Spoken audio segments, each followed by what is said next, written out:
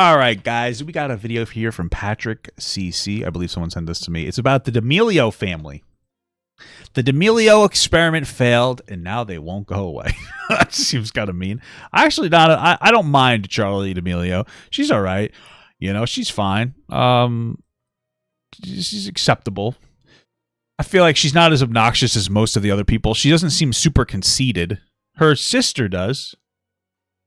Weirdly enough, her sister is a little bit conceited, and I understand why her sister is a little bit conceited, because from her perspective, it's like, you know, I'm in the shadow of my younger sister, and that's just frankly devastating. I think that's just devastating. I would be upset too.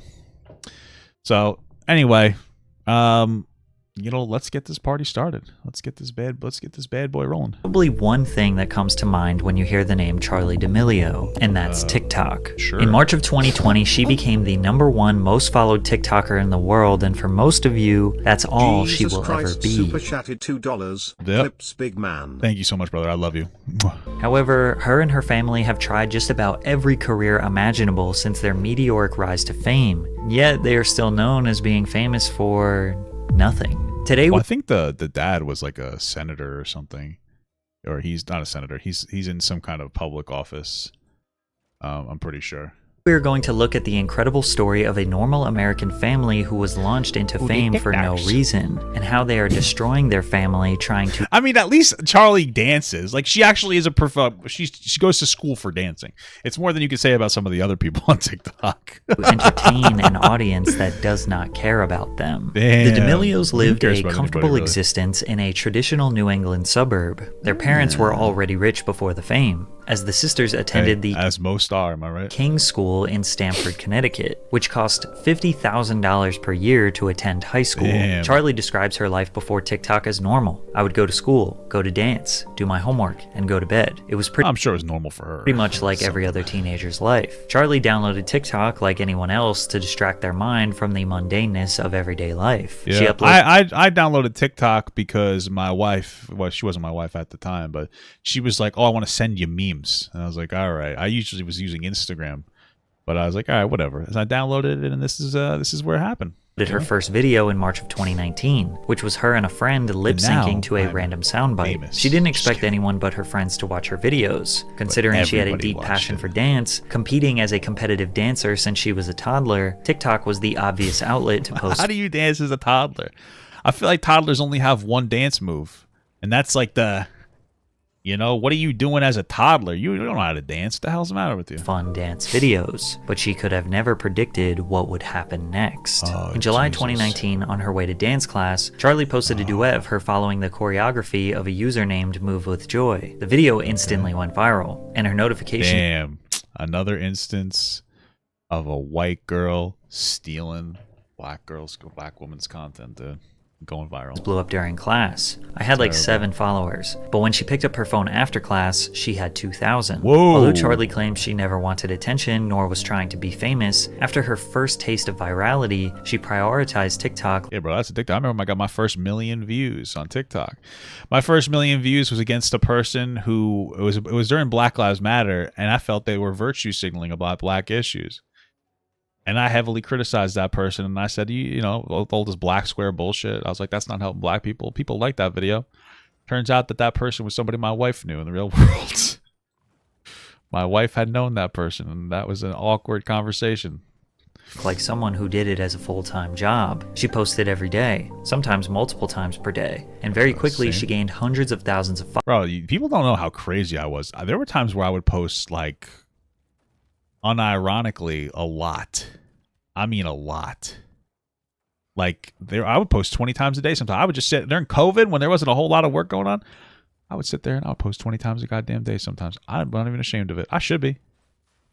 But I was like, fuck it. I was just having fun sitting in the car sometimes. Or sitting on, you know, the bus was off, but, you know. Followers. Doing Although my she thing. was a skilled dancer, it's not like she was doing Jabberwocky's level moves that would The fuck impress is you. Jabberwocky? In fact, you wouldn't be able to tell that she was a skilled dancer from the mediocre moves she posted on the app. No, but she's a young white girl. I mean, that's really what it boils down to. And young boys were like, oh my God, she's so cute. You know, that's how all life works, man. So why was she so popular? Well, even she didn't know. I wish I could give everyone an explanation as to what happened, but I have no idea. I'm just doing what I do every day and posting it, I guess. It's very You should have them on for a conversation. I already had a conversation with him on my other account like a long time ago. insane to me, as it is for everyone else watching. At the time, the app was dominated by young users. TikTok classified more than a third, roughly 16.6 million, of its 49 million daily users in the United States as being 14 years old or younger. Charlie was 15 years old at the time, making her appealing to the age group of the most active users. Since it was working, she just kept posting, kept trying to grow and see what happens. But her being popular became somewhat of a joke. The Charli D'Amelio challenge was a huge trend where people would overreact to her incredibly average TikToks. I didn't know that. That's mean and very funny. That's Jesus Christ, dude. Dude, that's so fucked up. Holy Jesus. In a never-ending ironic loop, people were going viral reacting to her videos, which made her even more viral, which led to even more people asking. Hey, listen, sometimes people being mean to you can be very positive for your brand. Why is she famous? Making fun of her became an easy way to gain millions of views, but some things she did were genuinely cringe, like her very first YouTube video intro. Hey guys, it's Charlie. I mean, And I'm super excited to be sharing with you my first ever YouTube video on that's fucking crazy. You know her dad told her to do that or something. What the fuck was that, girl? my YouTube channel. As you can imagine, this became a huge meme. Hey guys, it's Charlie, and I'm super excited to be sharing with you my first ever YouTube video Dude, you know her dad was like, people love your dancing. You should fucking dance on the YouTube's video for you. That's crazy. What a marketing department. on my YouTube channel. Hey guys, my name's Jay. My dad left me at 6. Damn. Tragic stuff. With it. Not many people were making money on this app at the time, but in 2019, being a full-time social media personality was a realistic career path, so she definitely had that in the back of her mind and kept pushing along. Then one dance defined the rest of Charlie's career. In October 2019, she performed a dance called the Renegade, which was a popular trend coinciding with the K-Camp song called Lottery. The simplistic moves made every teenager on the internet want to give it a try. She was already popular, but this exploded her to over 5 million followers on TikTok. Lottery became the first sound on the platform to reach 20 million videos. Jesus. If you were unfamiliar with the app, you would think this was the only TikTok dance. Charlie would post multiple videos per week doing this one dance. Crazy. It is now 4 years later, and some people still only know her as the TikTok girl who does this dance. By the end of 2019, she had 18 million followers. Her sister Dixie had a few million followers. Yeah, I feel bad for Dixie. She's just living in her own younger sister's shadow. That's embarrassing. You know what I mean? And especially since her younger sister isn't particularly talented. I'm not trying to be rude. She's not bad. Like, I mean, she puts more effort in than most other people, but it's one of those things where it's like, damn, you have an untalented sister and you still can't beat her. You know what I mean? Like, how does that happen? Followers, and even her mother and father had TikTok accounts with hundreds of thousands of followers. Damn. The D'Amelio family was a full-blown business now, and it was time to capitalize on it. Charlie got to step into Hollywood. Yeah, they made like a show. I watched a little bit of it. It was okay, and then I kind of just moved on. It wasn't for me. Voice act in the animated children's film Stardog and Turbo Cat. She was in Stardog and Turbo Cat? I didn't even know that, dude. That's crazy. The family signed to United Talent Agency in January of 2020 and began receiving massive business opportunities. Damn. Charlie got to meet and collaborate with her idol, Jennifer Lopez. J-Lo is her idol? I mean, that's fine. I'm just surprised. Next week, you guys as a family are going to the Super Bowl. It's J-Lo time. Oh, the Super Bowl. Great. I'm boring. I'm not kidding. I don't find sports particularly interesting. Hotels, airfare, you're going to every single event. Whoa. And you get to go spend time with J-Lo and meet J-Lo. Wow. Are you for serious? She was also featured in a Super Bowl commercial for Sabra Hummus. What? Okay, boomer. Okay, I think that thing is pedophile coded. I think that's pedophile coded. What the fuck was that, dude? That guy was sucking on that shit like that's what's disgusting. What are you doing? Clearly, acting is not her strong suit, but the only talent that Charlie brought to the table was doing the Renegade dance. However, she was incorrectly credited with creating the dance, as TikTok users referred to her as the CEO of Renegade, which would ultimately lead to her first major controversy. I mean, she was the CEO of Renegade. She didn't create it, but she popularized it. But first, a word from our sponsor, Underdog Fantasy. Oh, Underdog yeah. Fantasy Gamble your money away, baby. Go to Underdog Fantasy / Patrick CC. I gotta get something. I gotta figure out something to sell. Maybe I'll do my own mug club. You just send you a mug with my face on it. That's it. That's the only merch that I'll offer. Something like that. Maybe I'll do something like that. Win some money. In February 2020, the New York Times published an article revealing the actual creator of the Renegade dance. Not the New York Times. Oh, Lord. The New York Times. Suggesting that Charlie and other creators emulated the routine without crediting the source. The Renegade was created by 14-year-old choreographer Jalaiah Harmon, who designed the dance in September 2019 and posted it to her Instagram. Well, yeah, you should credit it. I feel like that's true. I mean, that was years ago on TikTok when crediting wasn't really a big thing.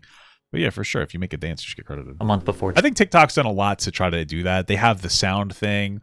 They try to tell you who the stuff is from. So Charlie recreated it on TikTok. I was happy when I saw my dance all over, she said, but I wanted credit for it. What added to the uproar was that Jalaiah was a young black girl who many felt was being overshadowed in a market filled with white teenage girls like Charlie and newcomer Addison Rae. Yeah, I mean, again, she should get credited. The unfortunate reality, though, is that, like, part of the reason it blew up was because it was a young white girl saying it, and, you know, young white boys are like, oh my God, I love young white girls, because, you know, and that's a big part of it. So the dance needs to be recognized.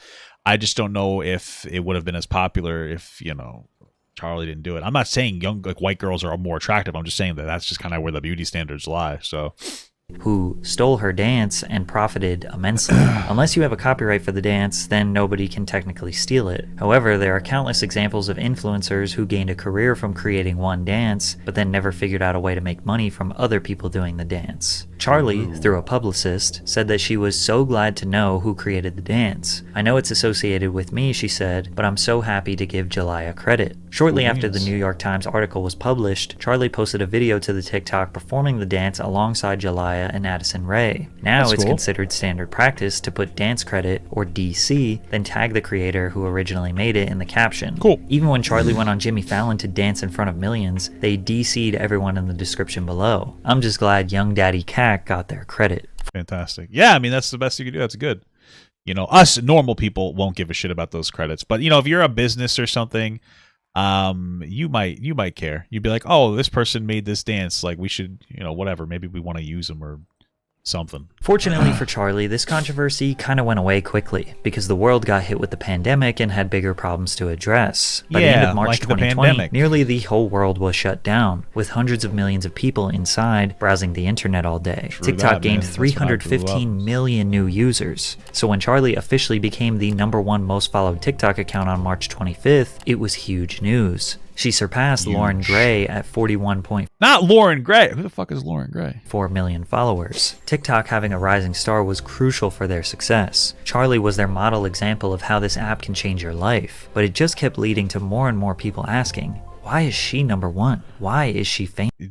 Dude, like, in all honesty, you want to know why Charlie D'Amelio is, like, really famous and #1? It's because it's the Twilight effect, right? The Twilight effect, the way that the book Twilight was written, was for the character to be pretty plain so that any character, any girl could insert themselves into that character and feel like they were represented by her. And that's Charlie. I mean, she looks nice. So from a young boy's perspective, they think she's cute, which gets them to watch. And from a young girl's perspective, they go, that's attainable to me. I can be that person. That's it. There's nothing super crazy going on about her. She's not, I'm not trying to be mean. She's not particularly talented.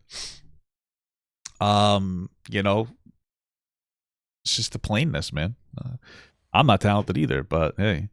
Famous. It didn't help that Charlie embarked on the most generic career path as any other random LA socialite influencer. She started a podcast. The Ramble Podcast Network struck a deal with Charlie and Dixie to launch a series called Two Chicks. Nice. They lasted 27 episodes, but it didn't take off since the two aren't really that great at talking. Then Charlie and Dixie talking's a skill, guys, and I'm good at it, okay? He partnered with Morphe Cosmetics to launch a makeup line. Makeup reviewers on YouTube thought that the products were just average, specifically designed for young teenagers, and just felt like a business play rather than an ambitious endeavor. Dunkin' Donuts offered a limited time drink on their menu called The Charlie was good, by the way. I tried it. It wasn't bad.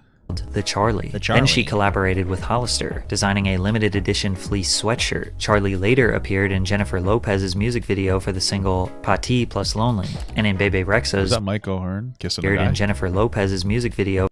This looks like Mike O'Hearn. Oh, that's J-Lo. I thought that was Michael Hearn kissing a guy. Damn, unfortunate. I thought for the single Pati plus Lonely, and in Bebe Rexha's Baby I'm Jealous. Bebe shortly Rexha? after. Who the fuck is Charlie's Bebe basic Rexha? influencer journey was likely due to pressure from her managers letting her know she needed to be capitalizing on her moment. Wow. So what this is it's a look at your 2021. This is the major things we're focusing on. So we have all partnerships. We have, the different companies you're working with, like, ring lights and starting a clothing companies. And then you have books and TV shows. Most 16-year-olds are not ambitious. They just want to hang out with their friends. True. So Charlie's managers essentially pretty sure, what I remember watching, Charlie wanted to do that. She's like, I kind of hate this. I want to just be normal again. But tell her what career she is going to pursue. But you know what? Some people would be happy to be a big old millionaire, cool guy. You know what I mean, dude? Some people like that. Because if the world is going to give you fame, why not make millions of dollars from it? She didn't need to prove herself in these industries. Her follower count was enough. It seemed like Dixie had to try harder to be recognized as a promising talent, so she wasn't just seen as Charlie's sister. There were days I would work all day and Charlie wouldn't do anything. I was like, how do you have all these followers and you're laying in bed all day? Dixie made what is there to really do? You're just dancing. Luck. Made her acting debut in the Brat TV series Attaway General. This show is what the fuck is that? Essentially a low-budget Grey's Anatomy, replacing the adults with TikTok influencers who can't act, including Dixie despite her theater background. Instead of incorporating... Well, let's be real. Theater is not really acting. People who are like, I'm an actor, I've done theater. Is that acting? Or is that overacting? I'm pretty sure that's overacting, brother. Because that's what theater is. It's just overacting for a while. It's a lot. Like, you're just doing too much sometimes, girl, you know? Incorporating real-life scenarios to teach important values to children, Attaway General is filled with unrealistic scenarios where these teen volunteers find themselves assisting patients in critical conditions with severe medical injuries, despite having no qualifications. They also casually walk around the hospital, in and out of patients' rooms, and randomly break into TikTok dances in the hallway. The show received terrible reviews, sitting at an abysmal 1 out of 10. You know, I could see it doing well, though. Like, I get why they made it. You know, that's so goddamn corny, but I could see why some weird young kid would be like, yeah, I really like this, you know? And on IMDb. Dixie left the series after 1 season. You know what it probably needed? More feet. I bet if Dan Schneider was on the set, it would have been successful. Focus on her music career, but her music career didn't really go smoothly either. Be Happy was Dixie's debut single, which focused on themes such as mental illness and depression. As she was hyping up the release, nobody... Yeah, the mental illness and depression of having your sister be more popular than her. I don't know if that really resonates with most people that are depressed because life is fucking brutal. He had heard her sing before. She was notoriously a bad dancer and now a bad actor, so nobody really knew what to expect. What they got... Like, I remember when I was in my, I had a relationship. A relationship was horrible. We were both bad to each other, and it was just a miserable experience. I wasn't getting any, like, it's so tough to just not be loved by someone who's supposed to love you. You know what I mean? You don't get, like, affection, like physical attention, not even sex, man. Just like, you know? And that's something that would resonate with normal people. I don't know how many people are sitting there like, oh, man, you know, I'm really getting this, I want to be happy because my sister's a millionaire. It's like, I don't relate to that. You know? I don't relate to that. I do relate to being with somebody who tells you that they love you, but they don't find you attractive. You know what I mean? That's a hurtful thing to hear. Swallowing that, you know? I look back at my life, and I'm no saint. You know, I've done bad things as well. So I don't really hold it against people that have wronged me, because I know I've wronged people as well. You know, I'm a believer in karma. But I look back and, like, I truly suppressed a lot of mean shit that happened to me. You know what I mean? You just kind of roll with the punches. It's an unfortunate life, brother. It's unfortunate. It was Dixie moping around her multi-million-dollar LA mansion, asking everyone to let her be sad. It was your standard formulaic pop song with Rebecca Black Friday. Bro, what the fuck are you doing with a robe in the bathtub? Friday level singing. Idiot. Despite the memes, it gained 100 million views on YouTube and charted in multiple countries. It's funny because I think that, like, kind of led to her stop not really wanting to make content anymore. And I understand that because, you know, you got bullied. But at the same time, like, the meme start is not necessarily harmful to you.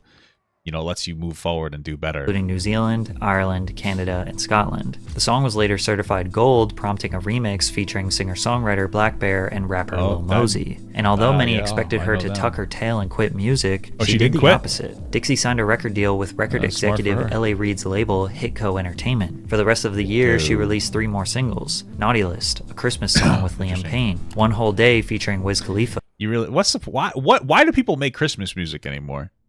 You're never going to beat Mariah Carey. So why bother making Christmas music? It doesn't really make any sense to me. I personally don't understand it. That's my opinion. And roommates. She's consistently kept releasing music over the years, and her singing has gotten much better. Oh, good for her. Couldn't help it. Fucking game I was just a kid. Unfortunately, her first impression was so mediocre that closed-minded people probably don't want to give her music a second chance. I mean, maybe. I think it's more that she's not really popping right now. She's not really in. So who's really going to, you know what I mean? Like, she's not really in, I guess. The D'Amelios aren't really popular anymore. They kind of fell off. And that's not a bad thing necessarily. I think we're in the season of fall-offs, I look at my career as a person and I go, I used to be so much more popular and I was doing so much better. Like, I really have fallen off. And it is true. But at the same time, I look at everybody else that, like, I started with on TikTok, and I'm one of, like, the only ones that still has a career. And I'm like, I'm self-sustaining. Like, I'm actually like you know what I mean? So I'm like, I gotta be a little bit more appreciative of where I am as a person and as a content creator, because I'm really doing a lot better than I give myself credit for. But that's just how it is, man. We just need another pandemic. COVID number 2, come on through. You know what I mean? Teenagers want independence, but they still rely on their parents a lot for their comfort and advice. True that. But LA is a very tricky place, and people get sucked in. But being around my parents and my family keeps me so grounded, and That's we crazy. still sleep home. We still tell our parents if we're leaving. yeah, Okay, cool. Do you guys like that? yeah. Keeps us sane and normal. Charlie Yeah, having like a family connection is a positive, helpful thing. Who would have thought? That's why I'm happy my mother really reinforced family. I used to hate going to family parties. It's the worst thing in the entire world. Going to a family party to see a bunch of people I don't care about. And then my mother would be like, no, it's family. You have to go. You have to go. You have to go. And eventually I just learned family values. And I'm very proud of, being part of my family.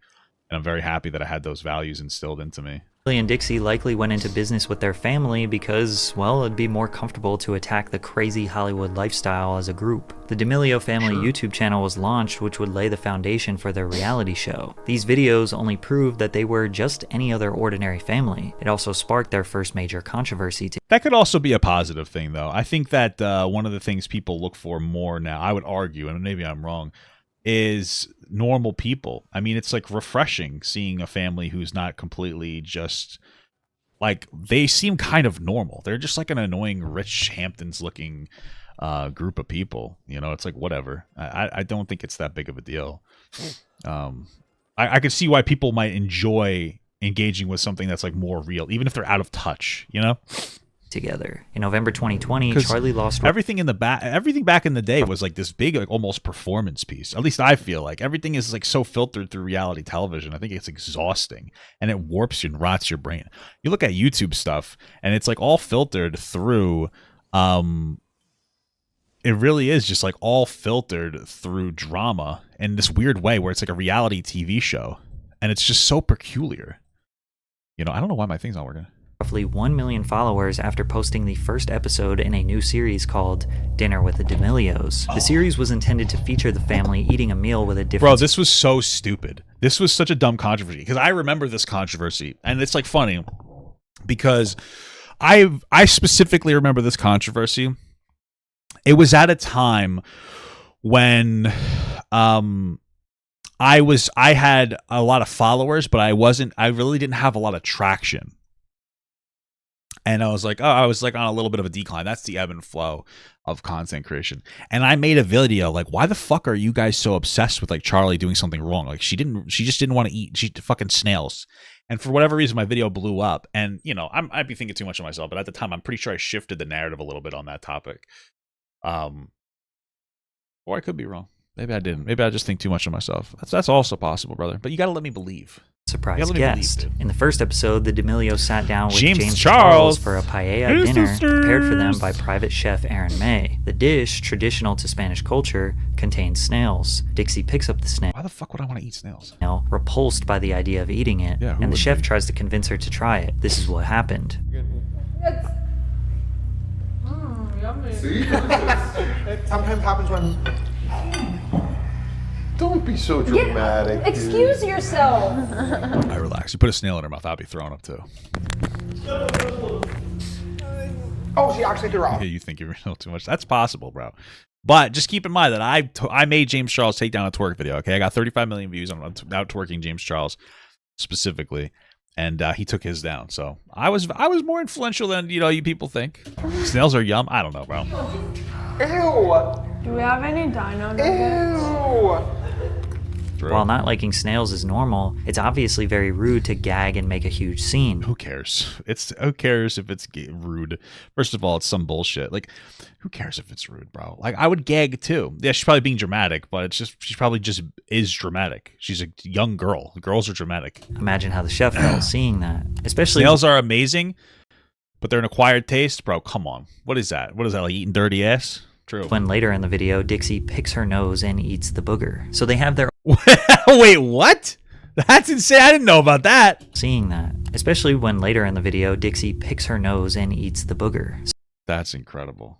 You get it on. She really did that on camera. What a fucking animal. Why would you do that?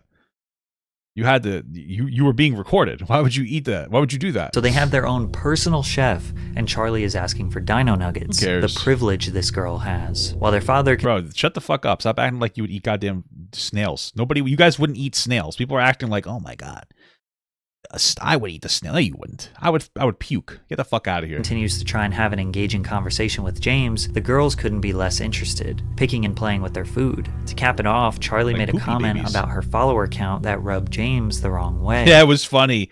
I think she was like, I wanted 100 million on my 1 year anniversary. And he's like, oh, you don't have enough? Because imagine if I hit 100 mil a year after hitting mil. Was the 95 not enough for you? After the awkward moment, the girls try to close the show. I feel like it was just like a silly. He's just being gay. You know what I mean? That's like he was just. They made a comment and then he made a joke and then the world moves on. People read too much into it. In the most unprofessional way ever. Alright guys, thank you so much for watching our YouTube video. Dude, what is up with the filter on this thing? Like they're psychopaths. It's insane. Okay, I'm just gonna do it. Thank you for watching the first ever and most likely the last ever episode of Dinner with the D'Amelios. Kind of sad how James was scolding the girls for their manners and not the parents. James is nice to the chef. James wasn't really scolding anybody. James was just fucking like he was just being gay. And I'm not. That's not even insulting. Like gay people are fucking catty and they're like that's it. He was just fucking being goofy. He's just being a little bit of like bitchy. Like, okay, it's funny. That's why I hang out with gay people because they're sassy. That's the word I'm looking for. They're sassy. Any adult watching this knows that teenagers acting impolite or goofy during a dinner is extremely common. It's under the circumstances that made it so bad. They have a really. celebrity chef, a celebrity guest, and are filming the entire experience to launch a It's so funny because this is the energy that happened like whatever how when the controversy first came out. It's like why are we still maintaining this dumb performative energy on this? Like who gives a shit? It was just a cringe moment. It really wasn't that big of a deal. brand new series for their own business, so you think these girls would be on their best behavior. The entirety of social media erupted calling the girls entitled. The parents were not disciplinary enough. And the usual, why did we What do you want to do? Beat them? Nowadays, people will fucking have a meltdown. Like it's so funny because the internet doesn't know how to act, especially these fucking progressives. If you like discipline your kid, you're abusive. If you don't discipline your kid, you're lazy. It's like, dude, what do you want them to do? They spit up snails and they yelled at her for being dramatic. What are they supposed to do? Shoot her? make these people famous? Some people timestamp Oh, shut up. James was sexting minors at the time. Just shut up. I'm tired of that. Like, yeah, he was inappropriate with like a 16-year-old when he was 21. Like, that's obviously wrong. This guy is not a fucking predator, though. I'll be tired. Like, how long? Jesus Christ. It's like, why do you? There's fucking woke fatigue here. Like, obviously, this dude's not a fucking predator. We're just sitting here constantly talking about James Charles as typical annoying fucking 21-year-old man that needs to get his shit together, or boy, really, because they're so immature. That's a fucking problem, especially in the West. People are so fucking immature because they have like no life stress. I'm not saying don't criticize it, but we're still talking about something that's like inappropriate that like every young boy has done before that needs to stop, but like not predatory. What the fuck are we going on about it for? Call out the bad behavior, hold him accountable, move on. He's not a fucking predator. It's annoying. It's like a virtue signal every time I see it. Literally every time James Charles shit comes back up, it's like, oh, we have nothing to talk about. What if we talk about James Charles again? It's like, okay. And every single moment of the video criticizing a facial expression or movement from them being rude. Dixie tried to apologize and say that people were unfairly criticizing her based on an out-of-context 15-second clip, which was ridiculous because we had all of the context we need. Charlie also addressed the situation. Booger was pretty We've cool. since talked to Chef Aaron May, And the chef probably did not care because it wasn't really that big of a deal. like, he's not upset. He was in on the joke, so he was like not, it wasn't a thing where we were being blatantly disrespectful. It was more a thing like, you joke around with your friends. Everyone on my team is friend and family. Like, apparently this was all just a skit for the video. Charlie addressed losing 1 million followers after her comment about wanting to hit 100 million followers in a year. when I had said about the followers thing, I genuinely just thought it would I mean, I think it was just her going like, oh, wouldn't it be cool if, I don't think it was that big of a deal. be so cool to hit a huge milestone a year after hitting another milestone. I never meant for I remember Trisha Paytas capitalized on this by like talking shit about it. And it's like just so funny. Like, what an opportunistic fucking thing. you guys to make it seem like you were numbers or did not mean anything, and Now, if she kept this statement short and sweet, a lot of people would have considered this being a misunderstanding. No, that's not true. We both know that's not true. People, there's some times where people just will not concede. They will just fucking, it doesn't matter what you say. But she made a crucial mistake and began crying on camera. sorry. Seeing how people reacted to this, like, I don't even know if I want to do this anymore. Like, this is messed up stuff that people are saying. Yeah, no shit, man. Like, imagine, like, it's annoying. Sometimes being like doing social media, like, it's great, but it's fucking annoying. Like, people are so disproportionate about mistakes you make. Now, I can't complain as much because I've probably been disproportionate about mistakes. Because I'm a social political drama YouTuber. So I don't really get to complain about it. But if you're just like fucking doing dumbass dances and you're not really part of the problem, I can see why you'd be more upset about it. Like, people telling me to hate myself, people just like blatantly disrespecting the fact that I'm still a human being is not okay at all. The points she was making were valid. She didn't deserve that level of bullying, but many people look at crying as trying to take a situation and make yourself the victim. Yeah, sure, but she was on a live stream. It's a little bit different. There's a difference between making like a curated video of you crying to attention bait versus you like crying on a live stream. Those are two different. Now, you could be performative in your live stream crying, absolutely. But to me, like, if you start crying in a video, you probably should edit it out. But if you're just on the live stream, and that's what she was. She was on like a TikTok live or Instagram live. And it's like, whatever, dude. And then try to gain sympathy. By doing this, it also allowed for people to spin the narrative, with headlines saying, Charli D'Amelio cries after losing 1 million followers, which we know is not why she was crying. But that just furthered the narrative that she is spoiled and famous for no reason. But ultimately, it didn't really matter, because she became the first person to surpass 100 million followers on TikTok, which prompted numerous accusations that Charli was buying TikTok followers because nobody still, after all this time, could understand why you would follow her. Yeah, From day both D'Amelio sisters are out of touch. Yeah, of course. But like you said, who cares? Like, they're out of touch rich people. Who gives a fuck, you know? One, Charli and the entire D'Amelio family's biggest conflict was the hate. If you have followers, you're not considered a person. You're just a thing that people get to judge and objectify and I mean, she's not wrong. It's true. call names and bully. So it's like they don't expect it to hurt us, but like, we all do. Being judged by the entire world is difficult, especially when there isn't much to judge. People usually acquire Jesus Christ. Bro, that was rude, but it was so funny. I can't even be mad at it. Dude, that was aggressive. That line was fucking horrible. Judged by the entire world is difficult, especially when there isn't much to judge. People Dude, that's so fucked up. Oh my God.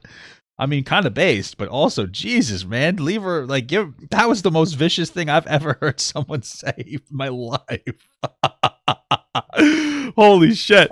being users find more in the States as being 14 years old or younger. I accidentally rewound. I wanted to hear that line again. That was Promised. And that line was an absolute banger. It was not okay at all. Rectify. That line was a banger, dude. Which made the judge. People usually Not acquire much to fame for judge. possessing a skill or talent that is extraordinary, which makes people flock together to pay attention to that skill. Is that true? Is that actually true? Most people get famous for a talent or a skill. I don't know if I would necessarily agree with that. I feel like that may not necessarily be true. Is that? Do we believe that? All right. You have to work, grind, show passion and maybe. dedication to a craft for years I don't know before if that's anyone true. is going to respect you. They were Maybe given I'm wrong. followers and fame and feel entitled to be given support every time they find a shiny new career they want to pursue. I feel like that, like, again, they're out of touch, but that's a mischaracterization. Like, they got famous and then people are telling them to kill themselves because they didn't like snails. I think that maybe that's part of it. So people give hate to the D'Amelios because they get to waltz in any creative industry other people are dying to get into. They get paid more for mediocre work than experts in their field. That's like that's just how the world. What? So it's not surprising the world wants to hold them to the same standard. People, it's nothing to do with that. Like, it's not. People are fucking mean. They're always just dicks. I'm one of them. I'm a piece of shit. It's just like these people have this visceral feeling of wanting to feel justified in hating somebody. That's all it boils down to. As experts since they are getting paid just as much as them. Charlie became a New York Times bestseller after writing a book called Essentially Charlie, She probably didn't even write it, bro. The Ultimate Guide to Keeping It Real, which covered topics of identity, cyberbullying, social media, and body image, as well as Charlie's childhood and family life. Best-selling author, voice actor, professional dancer, podcaster, YouTuber, clothing designer, makeup designer, chef, musician, all within 2 years of being famous. Yeah, you guys ever consider not being a bunch of pussies about it though? Now, this is the thing. People have this toxic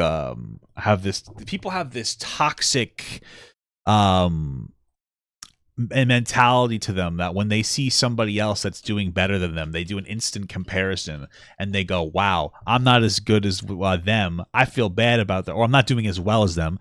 I feel bad about myself. And since I don't feel like I can bring myself up to that level, I'm going to try to pull them down to my level. And don't you think it would be a little more productive to try to build yourself up rather than to try to bring someone down? Because even if you don't reach the level that they're at, you're bringing yourself up to a better height. That's all. That's what I think. She tried everything, but was committed to nothing. So the only thing left to do was start a reality TV show. The D'Amelio Show premiered on Hulu in September of 2021 and was an immediate success. It became the most watched unscripted series Like, I watched the first episode. It wasn't too bad. among all And then I first got season bored. titles in It's the like all. I think we try to watch second episodes, all the same fucking thing. genre on Hulu. Season 1 was them, unsurprisingly, becoming famous and dealing with the overwhelming amount of hate. They even put hate comments on the screen whenever the girls do anything. Waking up in the morning, You guys ever consider having your kids not constantly engage in the hate comments? Might be something positive. reading hate comments, trying to predict the criticism they will inevitably get. This is just giving haters more power and will ultimately make them want to comment more. But this is the only setback. Yeah, maybe. I mean, you're giving them you're giving them the potential for them to have their comment be seen. That's totally possible that would happen. Sure. Okay. That the D'Amelios have ever faced in their life. People not liking them. Mariana Trimble of Washington Square News called the Yeah, man, I feel that there's a moment. This is a moment that all social media people will go through, and it's the moment where your immortality dies as a social media content creator. And there's a certain height that a lot of people doing social media will hit without getting any level of criticism or hate, regardless of what they do. And then once it starts, it doesn't necessarily stop. You start getting hate, you start getting criticism, and then people feel comfortable starting to hate and criticize you if that campaign, we'll say, goes well. And so, it can be tough to deal with because you're just like, how come people used to like me and now they don't? And it's just like a different experience, I've been there, and it is what it is. And it really is just because more people are seeing you and they feel more, you're more worth the time to criticize. More people are seeing you and they're just like, oh, this is this person is weird or something. That's kind of where they're coming from there. So D'Amelio Show, a surprisingly humble look at TikTok's most famous family. You may be shocked to find that you have more in common with celebrities than you thought. Well, they were a normal family for 20 years and famous for 2 years, so we're all pedophiles. I'm just kidding. Damn.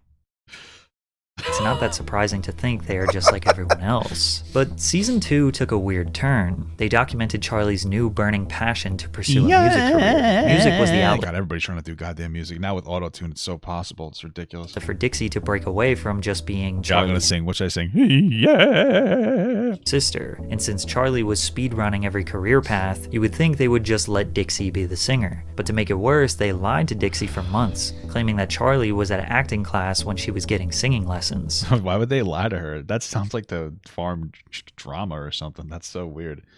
But Charlie's that's just so mean. Damn. So when they broke the news, Dixie wasn't happy. No shit. I was caught off guard and then expected to be like, oh my god, this is so perfect. You know what? Why don't you put this song on my album? We could do it together. Like, that's how they wanted me to react. And I'm like, guys, no. Charlie did end Guys. up releasing a couple songs that saw moderate success, but as a shock to nobody, she doesn't seem committed to that career path either. Yeah, I mean, that's one of the hard things about having so many options, I feel. It sounds like such a great thing, you know. It's like, oh, you have so many options, you can do whatever you want. Sometimes it's just overwhelming, and I feel like this really breaks down to kids in general, because for me, I didn't know what I wanted to do at 18, and I thought that it was weird that I didn't, but it's actually very normal. And since you think it's weird that you don't know what you want to do, you get self-conscious about it, and it like fucks you up a little bit. When the reality is like that's just being normal, and so I feel like that's probably why. So she has so many options. She's relatively successful at whatever she does, but she has no passion for some of these things, it seems like. And so she just continuously crumbles and falls through the cracks on each one of them. I also see even more pressure from managers for Charlie If I ever come back to TikTok, I mean, I have a TikTok. I'd post clips on there. to pursue business ventures. Right now, my skin has like kind of not been the best. Oh shit! I feel like Not the skin. just getting my skin fixed because it's like really bad right now, and I don't think it's fair of me to be like, use my skincare. That's not what I want. I mean, I guess that makes sense. You don't want to sell skincare if your skin looks bad. Okay, whatever. I feel like a fraud, and I don't enjoy feeling like that. She also appeared in Dancing with the Stars, which was the first time a business venture made sense. And actually, Dude, that chick is fucking throwing out some brute ass bangers, but they're killing me. Charlie and her partner Mark Ballas won season 31. The other main You could tell he's a little bit. He seems a little bit raw. It's so funny when you could see how like when you see like another creator being jealous of, because that's what it is, and it's fine. Like, you know, this guy's a talented creator as well. Obviously more talented than Charlie, I guess you'd argue. He puts more effort in, at least it seems. But it's so funny because like he's just throwing some like fucking gnarly shade and it's just fucking hilarious. thing about season 2 was how Dixie was in a toxic relationship with her boyfriend Noah. Oh God, what did they do? Kiss? Wrong? What does toxic mean, dude? Y'all show my fucking relationships were toxic, bro. All right, I'm a truly damaged person. I'm not even kidding. And the problem with the damaged people is they date damaged people. All right, nobody that's fucking normal dates a damaged person. So you got two fucking toxic, damaged pieces of shit together, acting like toxic pieces of shit. And what happens? You just get worse, and then you meet the worst out of people. You know, you bring the worst out of each other. What is toxic to them? Oh, Noah, he wanted me to wear a promise ring or some stupid bullshit.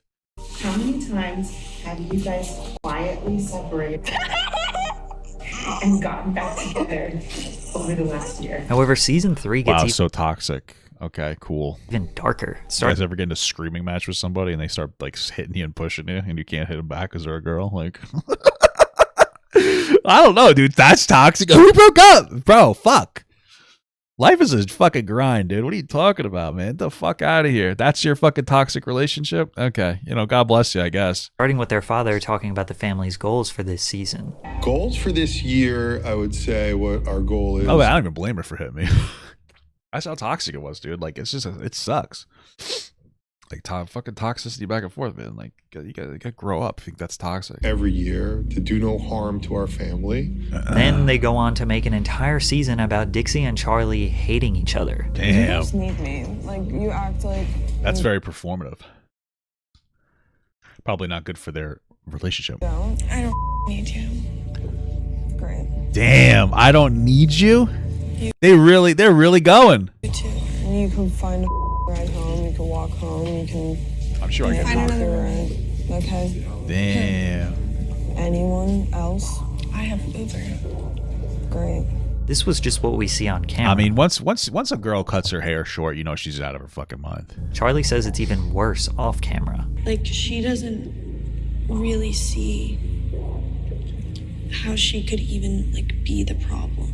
Like, Bro, you're a weirdo. Please, a girl hits me, I show her the hand of God. You're a fucking weirdo, dude. Like, I understand what you're saying, you know, equal fights or equal rights, whatever, but also I don't agree with that. If you're getting hit by somebody who's weak as shit, you're gonna fucking roundhouse them back. It's just, I don't know. I think that's just crazy. You know what I mean? That's not really a proportionate response to me, but okay. You do you, man. You have good luck in your relationship. Fantasizing about beating women, you fucking weirdo. I want to see him. Jesus Christ. Like, no one Holy fuck. sees how it is, like, all the time. I am her human punching bag. Now, it is important to recognize this is reality TV, and who knows how much of it is scripted. True. Since their That is careers true. are very boring, the show producers need menial drama to spiral into something bigger so they have a storyline. MTV producers purposely antagonize Ryan Sheckler on his show to get him to cry and lash out, which led to him developing an alcohol addiction. Damn. Mark and Heidi are not stepping in because if the sisters aren't fighting, the show is just them making mediocre music. Yeah, true. You'd think you'd want to set the boundary of like, hey, girls, you shouldn't fight with each other, your family, but they don't. I mean, that's fucked. That's actually probably the best point, is that they're letting them do this performative nonsense just for views. Now, maybe that's all acting and they actually don't hate each other, but I don't know. There's still something uncomfortable about that. And complaining about hate comments. You're just kidding. Okay. There's a kiss. With that being said, it does seem like Dixie has genuine disdain for Charlie. Disdain. Well, yeah, of course she's going to have like an issue. She feels like she's in the shadow of her younger sister. This wouldn't be the first time Dixie plays the I'm better than you because I'm older card. I get, like, for you, it must be really exciting because, like, I always came in first, and, like, now you finally have your time to shine. No, I think it's so cute that you riding on my coattails, like, really worked out for you. No, I Damn, this is brutal. mean, like, that was your whole life. I mean, 2 years compared to 18 is, like, really different. Yeah. And again, it's reality TV. Jesus Christ. Even if that's fake, that's brutal, dude. What the fuck? She's not wrong. So we have to take this with a grain of salt, but kind of seems like this family is destroying itself. But the interest in the D'Amelios is drying up because they're just a normal, pretty non-problematic family, which for the sake of humanity is great, but for entertainment, it's stale. All of their controversies are nothing compared to most celebrities, which, again, that's a good thing. Yeah, Charlie, say the N-word. Maybe Dixie. Dixie, say the N-word. What do you guys say? Say a racial slur. That'll get people will pay attention to you then, dude. You gotta cash in on that fucking N-word bonus, dude. That's crazy. You guys remember Emma Lou? There's a TikToker named Emma Lou, and she said the N-word when she was like 13 in a song, and people were like, "Wow, this is deplorable. You're canceled." And it's like, really? That's all it took to cancel this girl? She said the N-word when she was 13? Jesus. That's fucking crazy. When she was 13? I said it on the 13th. You know what I mean? Jesus Christ. He was singing a song, dude. If black... Listen, if you guys don't want white people to say the N-word, then stop making your music so goddamn good. Stop making good music. And also, if you want white people to stop stealing musical styles, stop making such good music. Ah, we created rock and roll. Well, you know what? We liked it. Colonized. Done. Oh, we made rap. Oh, well, we liked it. Eminem. It's over. We colonized it. I don't know what to tell you. You don't want us to steal things. If you don't want us to steal things, then stop making them so goddamn good. So, that's all I have to say, dude. That's all I have to say. The Kardashians maintain their fame through calculated publicity stunts, drama, sex tapes, contractual relationships with men who are A-list celebrities, having children. Weird. Reality TV is a soulless... You want Charlie D'Amelio to have children? That's fucking weird. Destiny says he said it 10 times a week in private. That's not bad, though. At least he's keeping a cap on it. It sounds like he's trying not to say it too much. I can respect that, I think. You know? Because, you know, sometimes... this is the thing. When it comes to that, it's like, I'm trying to lose weight. And so everybody tells you, stop eating this, eat chicken and broccoli. I can't do it. I can't be perfect. But I can be better. So instead of going out like I went out last night with my wife, we went to Olive Garden instead of like a buffet. And at the Olive Garden, I got a pasta with broccoli in it. You know what I mean? It's not perfect, but it's better, not best. You know. So if you're railing off that word 25 times a day, and you're like, you know what, I'm going to limit myself to 10. I mean, it's called harm. It's harm reduction at that point. It's just engaging in harm reduction. So, this industry. Nobody's life is interesting enough to be on display like this. So you either have... It's so true. My wife and I wanted to do a weekly vlog. We very quickly learned that life is boring as shit, and we also hate doing that much stuff. But it's like, Jesus Christ, how do you guys have a weekly vlog? Like, oh my God. It's also so intrusive. Like, my wife and I, when we go to Disney next week, we want to do vlog content, but we don't want it to get in the way. So we think what we're going to do is we're going to do vlogs a little differently. And what we're going to do instead is we're going to take pictures of things. And then we're going to talk about it on like a stream or on a video, and then we're going to post that. And this way it's not like in your face. Because like we don't want to go. Everybody takes pictures. There's a difference between taking a picture versus like in public, putting on a performance. It's too much. It's too much. Have to intentionally create conflict or your show gets canceled. We usually deal with celebrity nonsense because they offer something of value in return. Kanye continuously disappoints his fans, but he has created so much great music that they will block out his antics and praise his art. I mean, that is true. Similar things can be said about Shia LaBeouf or even Bam Margera. Even though the Bam Margera is feeling it rough. I still remember your horrible coverage of Bam Margera, trying to make it seem like it was a fucking conspiracy. That like Bam's family was trying to help him. It was wild and out of touch, dangerous. Emilio controversies. He's like struggling. I feel bad for his kid. So are small, and Charlie is pretty unproblematic. Most people don't rush to her defense because she is known for TikTok dances and brand deals. Nobody's gonna be like, I'm gonna ignore the Charlie controversy because she drinks Dunkin' Donuts coffee so well on her TikTok. It seems like this family is trying to force themselves to be something they are not, and it may be destroying them. Forbes reported Charlie made $17 million in 2021, and their family I'll be sad after that. 17 million, dude? That's banana boats. Company is worth $100 million.